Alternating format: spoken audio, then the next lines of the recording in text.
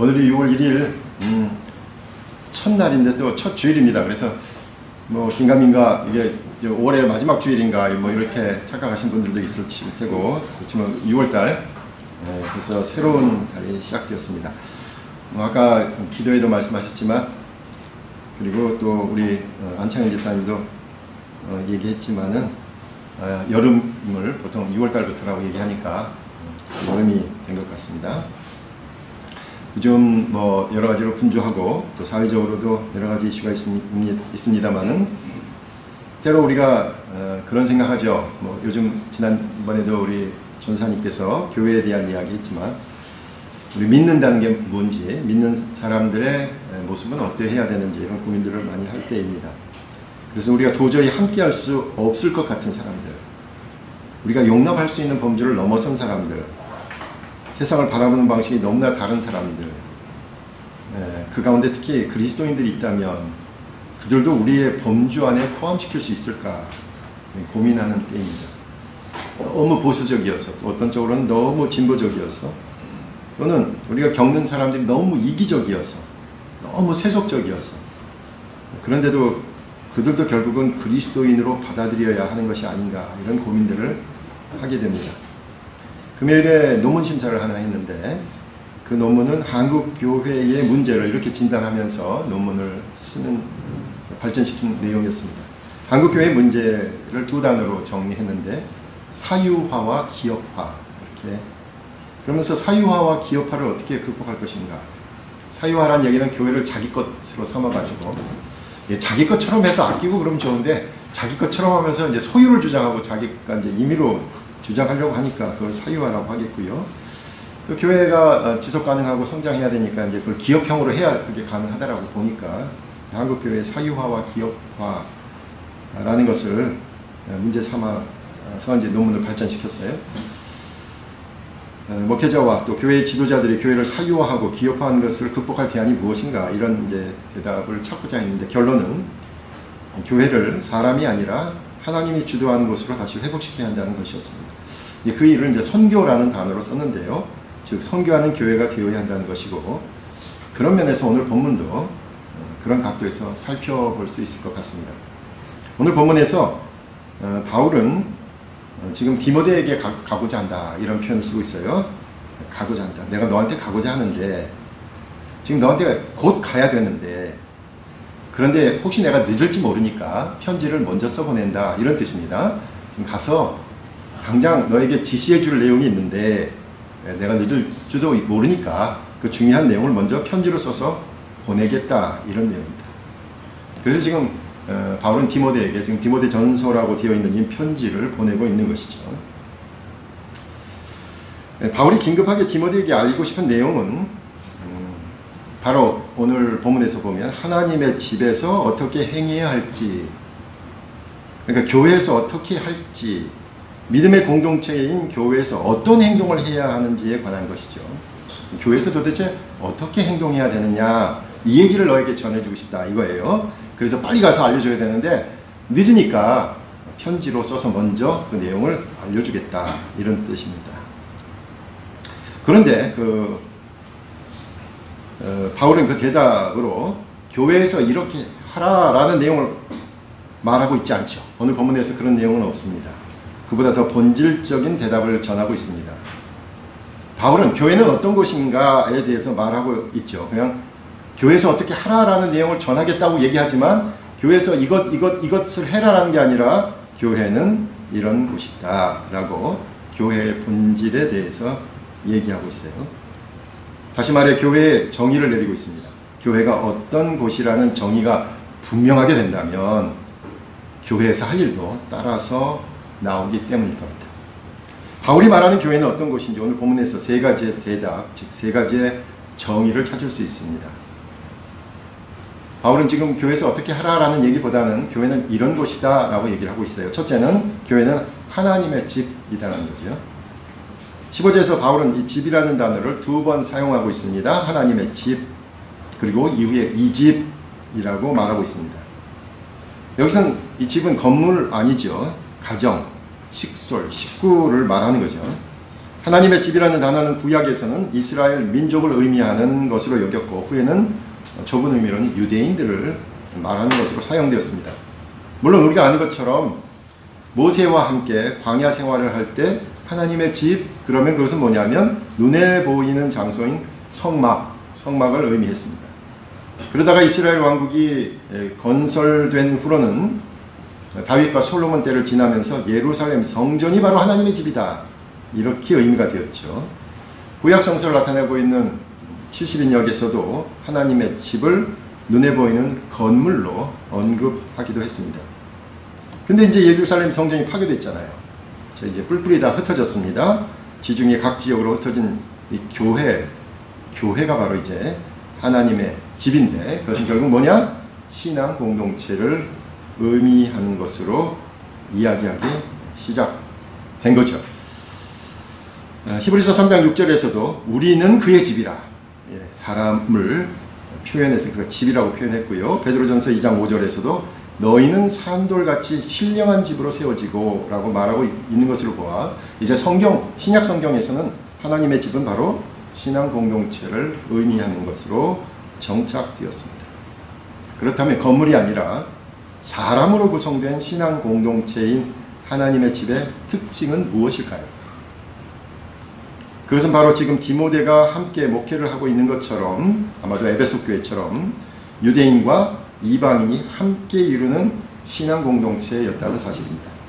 서로 다른 출신의 사람들이었습니다. 서로 다른 민족이었습니다. 서로 다른 인종을 포함하는 신앙 공동체였습니다. 그런 점에서 하나님의 집은 민족과 인종의 경계를 넘은 집이었습니다. 자기와 다르다고 서로를 비난하거나 상대가 열등하다고 모욕하거나 어느 한쪽은 없어져야 한다는 폭력적인 언어가 있는 곳이 아니라 서로의 다름을 풍부한 유산으로 물려줄 수 있는 그런 집이었습니다. 구약에서 열방이 앞으로 하나님께 영광을 돌리리라는 예언이 성취된 것도 그렇게 받아들였죠. 유대인과 이방인이 함께 예배를 드리는 것 그 자체가 바로 열방이 하나님께 영광을 돌리는, 하나님의 집이 바로 열방이 하나님께 영광을 돌리는 그 구약의 예언을 성취한 것이 바로 이 하나님의 집, 교회였습니다. 하나님의 집에는 정말로 다양한 사람들이 함께 했습니다. 바울 서신에 등장하는 구체적인 대상들이 나오잖아요. 남편은 이렇게 해라, 아내는 이렇게 해라. 남편과 아내가 함께 참여하는 새로운 대가족. 그 남편과 그 아내만이 아니라 여러 남편과 아내들이 이루는 대가족을 이루었죠. 또 부모와 자녀가 함께하는 세대 간의 갈등을 극복하고자 노력했습니다. 우리가 아쉬운 것은 노예제도 자체를 없앨 의지는 없었지만 분명히 바울 서신에는 주인과 노예가 함께 진정한 주님인 예수 그리스도를 찬양하고 예배했습니다. 그런 의미에서 우리도 하나님의 집의 외연을 넓게 이해할 필요가 있습니다. 우리 특별히 개혁하는 사람들, 개혁을 지향하는 사람들, 분열을 잘한다라는 이야기 많이 듣잖아요. 세상을 바라보는 차이가 조금이라도 다르면, 지금 우리가 어떤 국면인지에 대한 국면 파악이 조금이라도 다르면 그때마다 갈라서기 때문에 그렇죠. 진보는 분열하잖아요. 지금 세상에서 인정을 받고 못 받는 것으로 서로 불편해하죠. 세상의 인맥, 학연, 또 지연으로 나눠집니다. 그런데 하나님의 집은 그런 것을 극복하겠다는 의지를 가진 이들이 모인 것입니다. 언덕교회가 22년을 지나면서 여러 방면으로 하나님의 집의 외연을 넓히고 있는 것을 인정하면 좋겠습니다. 우리가 사실 이렇게 한 공간에서 같은 시간에 예배드리는 사람이 조금이라도 더 늘었으면 좋겠다, 이런 바람이 있어요. 그래서 예배드리면 여러분 누군 왔나 누군 안 왔나, 왜 숫자는 요 모양이냐, 맨날 요 자리냐, 이렇게 얘기하죠. 한 명이 들으면은 막 10명, 20명이 새로 온 것처럼 기쁘고, 또 맨날 와야 될 사람이 안 오면 괜히 실족하고 그렇지요. 그 인간이기 때문에 별 수 없어요. 그런데 그런 바람이 있지만 또 다른 모습으로 우리의 외연이 계속 넓어지고 있음도 기억해야 하겠습니다. 특히 규약을 통해서 교회를 설립한 언덕교회는 규약 만들기 운동으로 건강한 교회를 찾는 이들에게 안내서를 제공해 왔습니다. 또한 목회자와 평신도가 어떻게 민주적 협력 관계가 가능한지 여러 실험을 해왔고, 우리가 항상 잘한 건 아니지만 시행착오도 겪어가면서 그 실험 결과를 공유하고 있습니다. 그 외에도 선교 지원을 통해서 또 학업과 취업으로 나간 해외 진출을 통해서, 그리고 우리 평상에 계신 우리 장로님이나 또 지역, 여러 지역에 퍼져 있는 분들, 그런 분들을 향해서 지금 뭐 대구 외관에, 또 우리 이번에 대전에 내려간 우리 연운에, 그죠? 거기까지 우리의 영향력이 넓어진 것이죠. 그 무엇보다도 우리가 심혈을 기울이는 30%를 흘려보내는 예산을 통해서 우리 하나님의 지배 외연은 점점 넓어지고 있습니다. 지난 주일날 저희 구역이 이제 그 사봉이 돼서 삼성 농화원에 갔습니다. 막 도착해서 이제 차를 주차하고 들어가는데 작은 여자아이가, 이름은 슬아예요. 저를 알아보는 거예요. 3개월 만에 갔는데.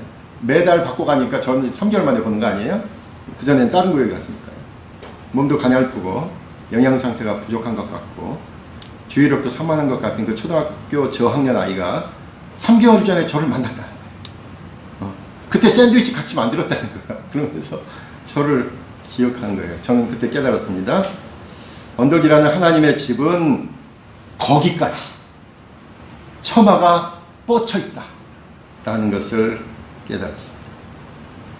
유튜브를 통해서, 또 연합활동을 통해서, 그리고 각각의 여러 부서의 활동을 통해서 우리 언덕이라는 하나님의 집의 외연은 계속 넓어져야 합니다. 이런 교회를 아까 말한 선교적인 교회라고 말하는 것입니다. 둘째는, 교회는 살아계신 하나님의 교회라는 사실입니다. 표현이 이상하지요. 이 표현 설명한 단어, 왜냐하면 교회라는 단어 설명하는데 수어에도 교회가 있어요. 안 좋은 표현입니다. 이렇게 무슨 단어를 정의하는데 그 단어가 또 사용되면 안 되죠. 다른 단어를 사용해야 되잖아요. 그런데 가만히 들어보세요. 이런 표현도 말이 됩니다. 교회는 살아계신 하나님의 교회야. 말이 안 되는 것 같아요? 좀 이상하죠? 동일한 문장의 예를 들어볼게요. 이 집은 내 집이야. 어때요? 말이 되지요? 예. 왜냐하면 전혀 이상한 문장이 아니지요? 무슨 의미를 전달하고자 하는 것이 분명해지지요? 이 집은 당신 집이야 라는 것은 무슨 의미인가를 전달하는 게 있어요. 그것은 뭡니까? 그 강조점은 바로 누구누구의 라는 소유의 주체가 강조되는 문장이라는 사실입니다. 교회를 살아계신 하나님의 교회야 라고 말하면 그것은 교회에 대한 설명 가운데 바로 교회의 주인이 누구인가를 설명하는 문장으로 타당하죠. 처음에 말한 하나님의 집, 첫 번째 말한 것, 말에도 나오지만 교회는 하나님의 소유라는 겁니다. 하나님의 뜻을 드러내는 곳이란 주장이죠. 내 의지가 아니라 하나님의 의지가 드러나는 곳이다 라는 것입니다. 그렇다면 또 질문해야 될 게 있어요. 어떻게 사람의 소유관계, 사람의 뜻, 사람의 의지는 구분할 수 있는 우리 인간이 그 하나님의 뜻과 의지를 알 수 있을까요? 도대체 어떻게 하나님의 뜻과 의지에 가깝게 접근할 수 있을까요? 어떻게 하나님의 뜻과 의지를 사람의 뜻과 의지로부터 구별해낼 수 있을까요? 구태의연하게 여러분이 들으신 다음 그거겠죠. 하나님의 소유를 강조할수록 하나님의 뜻과 의지가 관철되는 곳이 교회라고 말하면 묘하게 교회 전체를 불가지론으로 몰아가는 경향이 있죠. 그래서 교회에서 기존의 권위를 갖고 있는 사람이 내 말에 토달지 마. 내가 기도로 응답받았어. 내 말이 곧 하나님의 뜻과 의지야. 라고 말하는 것처럼 악용되었습니다. 그러나 우리가 교회는 살아계신 하나님의 교회야 라고 말하는 것에는 우리가 하나님의 뜻과 의지를 알아가는 과정에 있다는 것을 받아들이는 것입니다. 그런 점에서 하나님의 뜻과 의지를 알기 위해서 가장 중요한 것은 내 뜻과 내 의지가 절대적이지 않다는 사실을 받아들여야 합니다. 교회도 결국 인간의 모임이기 때문에 우리는 민주적인 의사결정을 할 수밖에 없고 그 절차를 따라야 합니다. 사람의 마음을 얻고 사람의 동의를 얻고 사람의 뜻을 묻는 민주적인 절차의 열매를 거두려면 바로 그 민주적인 의사결정을 통해 하나님의 뜻에 수렴하려면 내 주장, 내 뜻이, 내 의지가 완전하지 않을 수 있다는 것을 항상 인정해야 합니다. 내 주장과 뜻과 의지에 대해서 불완전함을 인정할 때만 하나님의 주장과 뜻과 의지에 가까울 수 있습니다. 그런 의미에서 교회는 살아계신 하나님의 교회입니다. 그분이 살아계시기에 우리의 민주적인 절차 가운데 같이 하실 수 있습니다. 내 생각이 아니라, 내 의지가 아니라, 내 뜻이 아니라 내 옆사람, 내 옆사람의 그 가냘프고 자신 없는 말 한마디를 통해 자신을 드러내는 하나님의 목소리를 들을 수 있어야 합니다. 또한 교회는 살아계신 하나님의 교회야 라고 말할 때 우리가 궁극적으로 드러내야 할 것은 교회 자체가 아니라는 사실이죠. 방점은 하나님에 있습니다. 교회의 이름과 교회의 구성원과 교회의 업적을 드러내고 싶은 것이 우리의 간절한 마음이지만 궁극적으로 우리 안에 계신 하나님을 드러내는 것입니다. 교회는 살아계신 하나님의 교회이기 때문입니다. 우리 가운데 하나님께서 계심을 우리의 말을 통해서, 우리의 행동을 통해서, 그리고 우리의 삶을 통해 드러내는 것이 바로 교회의 본질입니다. 저와 여러분이 이렇게 모인 궁극적인 이유가 뭐예요 도대체? 우리 가운데 살아계신 하나님께 예배드리기 위해서 모인 거 아니에요? 하나님에 대한 예배를 위해 모인 공동체라는 사실을 늘 기억하면서 교회의 주인은 살아계신 하나님이심을 인정하는 우리 모두가 되어야 합니다. 마지막으로 셋째는 교회는 진리의 기둥과 터라는 사실입니다. 하나님의 집, 살아계신 하나님의 교회라고 강조한 바울이 이제 기둥과 터라는 단어를 사용하면서 실제로 건물의 구성 요소를 비유적으로 사용하고 있습니다. 그러니까 교회는 어떤 곳인지 교회 건물을 생각하면서 기억하라는 거죠. 기둥이라는 게 꼿꼿하게 서서 교회를 지탱하는 부분입니다. 바로 사람들을 떠올릴 수 있죠. 서 있잖아요. 사람들이 바로 서야 교회가 건강하겠죠. 또 우리 한 사람 한 사람이 너무 소중합니다. 서로가 귀한 존재임을 인정해야 튼튼한 교회입니다. 그렇다면 터는 보다 넓은 의미로 우리가 서로 함께하는 우리 예배, 교육, 교제, 봉사, 전도, 선교라고 할 수 있을 겁니다. 교회라는 이름으로 모인 사람과 그들이 행하는 것이 궁극적으로 진리에 기초해야 된다라는 뜻이 될 것입니다. 그렇다면 여기서 말하는 진리는 과연 어떤 진리를 말하는 걸까요? 요한복음 2장 21절에는 이렇게 표현되어 있어요. 그러나 예수는 성전된 자기 육체를 가리켜 말씀하신 것이라. 우리가 힌트를 얻을 수 있죠. 계시록 21장 22절에서도 요한은 천국에 대한 환상을 말하면서 이렇게 표현합니다. 그 성 안에 내가 성전을 보지 못하였으니 이는 주 하나님 곧 전능하신 이와 및 어린 양이 그 성전이심이라 라는 말씀입니다. 동일하게 교회의 진리는 바로 예수 그리스도시다. 이렇게 얘기합니다. 그렇다면 초기 기독교 공동체는 예수 그리스도만이 교회의 진리라고 고백했음을 알 수 있습니다. 하나님께서 진리를 구약을 통해서 그리고 이스라엘 역사를 통해서 때로는 율법을 통해 알려줬는데 도저히 알지 못하니까 직접 진리를 알려주시기 위해서 오신 분이 예수 그리스도라는 뜻이죠. 예수 그리스도의 인격과 사역이야말로 우리가 그렇게도 찾는 진리입니다. 오늘 보면 마지막에 있는 16절이 바로 그 의미를 전하고 있습니다. 크도다 경건의 비밀이요. 저도 이 단어를 문장 많이 썼는데 크도다 경건의 비밀이요. 그러니까 기도합시다. 크도다 경건의 비밀이요. 금식합시다. 이렇게 많이 썼던 본문인데 가만 보니까 그런 뜻이 아닌 것 같아요. 우리가 경건 그러면 무언가 세상 사람들과 다르게 취해야 하는 행동을 말하는 것 같잖아요. 경건 그러면 우리의 믿음에 뒤따르는 생활을 의미할 때 사용하는 단어잖아요. 그런데 본문에서 경건이라는 말은 우리의 믿음, 신앙이라는 뜻입니다. 우리가 믿는 분, 바로 예수 그리스도를 말하는 것이죠. 다시 말해 우리가 믿는 예수 그리스도, 그분에 관한 이야기, 경건의 비밀. 이 바울은 예수님의 이야기를 비밀이라고 했어요. 왜? 이건 너무나 신비스럽게 우리 인간과 똑같은 분인 줄 알았는데 하나님의 아들이고 이게 신비인 거예요. 이게 비밀이고 이 비밀을 알려주는 게 복음이라고 생각하는 거예요. 그래서 복음 자체, 이야기 자체를 예수님에 대한 이야기 자체를 비밀, 신비 이런 단어로 썼습니다. 그럼 그 경건의 비밀은 이런 뜻이죠. 예수님에 대한 이야기 이렇게 번역할 수 있죠. 경건의 비밀, 예수님에 대한 이야기. 그래서 마지막으로 그 예수님에 대한 이야기를 6개의 고백으로 뒤따르고 있습니다. 그래서 뒤에 나오는 6개의 구절은 바로 초대교회의 예수님에 대한 신앙 고백이었습니다. 처음에 이렇게 시작합니다. 그렇지 않다 하는 이 없도다. 참 표현을 너무 번역을 멋지게 잘했어요. 그렇지 않다 하는 이 없도다. 쉽게 말하면 이런 뜻이에요. 우리 모두는 이렇게 고백합니다. 그렇지 않다 하는 이 없도다. 우리 모두는 이렇게 고백합니다. 이제 뒤에 나온 6개의 문장을 함께 고백하는 것이 교회라는 것이고 그게 진리라는 겁니다. 그 6개의 문장이 진리로 고백되는 것. 그것이 교회라는 것이죠. 첫 번째 문장입니다. 육신으로 나타난 바 되시고. 육신으로 나타난 바 되시고는 이 땅에 내려오신 성육신 하신 예수님을 말하는 거죠. 영으로 의롭다 하심을 받으시고 또 부활하신 후에 그분의 사역이 인정을 받으신 거죠. 천사들에게 보이시고 천사들이 주님의 사역을 먼저 알아봤습니다. 만국에서 전파되시고 그분에 대한 이야기가 유대인과 이방인들을 통해 알려졌죠. 세상에서 믿음 받으시고 세상에 그분에 대한 이야기가 복음으로 전해졌습니다. 마지막으로 영광 가운데 올려지셨느니라. 주님의 승천을 뜻합니다. 그러면 이 6개의 문장은 예수님께서 우리를 위해 이 땅에 오셨고 사역을 통해 하늘과 땅에 인정받으셨고 또 그 사역을 통해 전체적으로 그런 주님의 사역을 고백한다. 그래서 하늘과 땅, 땅과 하늘, 하늘, 땅 이런 구조로 되어 있어요.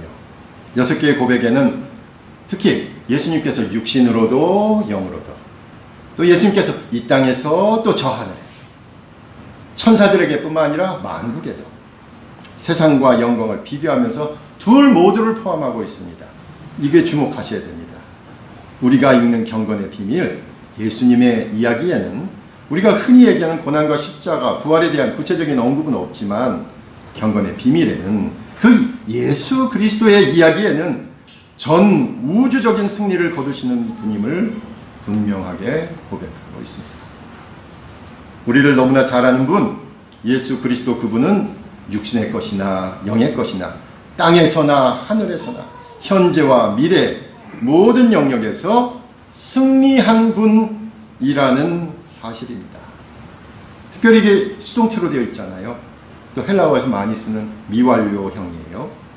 이미 승리하셨고 계속 승리해 오셨다라는 의미죠. 본문에서는 특별히 하나님 나오고 아들 나오고 성령, 이 삼위일체 하나님이 함께 예수님의 사역이 승리할 수 있도록 그 여러분이 그 잘 아는 그 금과 옥조처럼 매기는 그 삼위일체 하나님이 다 한꺼번에 일을 하셨어요. 얼마나 귀한 일이면 그 세 분이 모두 같이 이 일에 협조했다라고 나옵니다. 하나님으로 표현되는 모든 분이 함께 이 승리에 참여하고 계셔요. 그리고 하늘에 속한 것도 복종했으니 당연히 땅에 속한 것도 이분에게 복종하고 있다고 확신하고 있습니다. 그러므로 저와 여러분이 고백하는 예수 그리스도는 우리의 여기서의 삶뿐만 아니라 이후에 펼쳐질 그곳에서도 우리와 함께하는 분이십니다. 그래서 우리가 너무나 사랑하지만 그렇게 속절없이 헤어진 그 사람들과도 다시 만날 수 있습니다. 지금 여러분이 사랑하는 그 사람들과도 계속 살아갈 수 있습니다. 바로 여기서 시작된 하나님 나라는 여기에서부터 거기까지 지상에서 영원으로 연결됩니다. 그래서 여러분에게 말씀드립니다. 지금 우리는 여기서부터 악한 세력들에 맞서서 싸울 수 있습니다. 세상의 악한 세력과 맞서 싸워야 합니다. 세속적인 세계관, 패권주의, 거짓말, 모함, 부정에 대한 소문, 민주적 절차를 무시하는 행패들, 그 모든 것을 넘어서는 예수 그리스도가 우리의 진리이며 우리의 주님이십니다. 저와 여러분이 그 어떤 형태의 어려움과 고통과 고난과 한계 상황에 처해 있더라도 우리 주님께서는 그 모든 영역에서 승리하신 분이시라는 사실입니다. 저와 여러분이 견뎌내는 하루하루의 삶이 아마도 이 여름에는 어쩌면 이 하루의 삶이 어렵고 더 힘들지도 모르겠습니다. 그렇지만 그 하루하루의 삶이 우리를 너무나 사랑하시는 주님, 그 예수 그리스도와 더 가깝게, 더 간절하게, 그리고 또 분명하게 함께하는 신앙의 여정이 될 것입니다. 진리이신 예수 그리스도와 함께 우리는 이미 이긴 싸움을 하는 것입니다. 교회는 하나님의 집입니다. 교회는 살아계신 하나님의 교회입니다. 그리고 교회는 진리의 기둥과 터입니다. 저와 여러분이 모일 때마다 이 진리의 내용을 확인하고 또 흩어져서는 예수 그리스도를 통해 깨달은 삶의 진리를 여러 모습으로 고백하면서 우리 교회의 외연을 확장시키는 우리 모두가 되시길 간절히 부탁드립니다. 기도하겠습니다.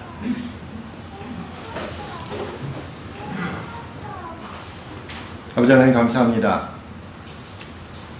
저희들이 모여서 주님께 예배드릴 때마다 우리 안에 주님께서 계심을 확인할 수 있도록 인도하시고 주님을 만났을 때 그 기쁨과 감격과 은혜를 우리 삶의 자리에서 나누며 주님의 교회를 확장시켜 나가는 주님의 일꾼들 되게 하여 주시옵소서. 무엇보다도 이 여름에 더위를 이길 뿐만 아니라 이 세상의 악한 세력들과 대항해 싸우는 선한 싸움 가운데서도 늘 승리할 수 있다는 확신이 우리 가운데 넘치게 하여 주시옵소서. 예수님의 이름으로 기도합니다.